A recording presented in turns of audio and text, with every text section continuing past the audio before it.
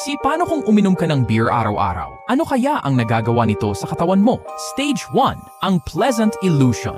Ramdam mo ang relax at ginhawa kasi na-activate ang dopamine sa utak mo. Pero temporary lang yan. Stage 2, dehydration at metabolic strain.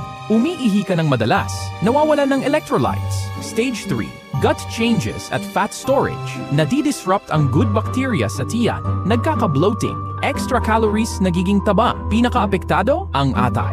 Stage 4, liver stress.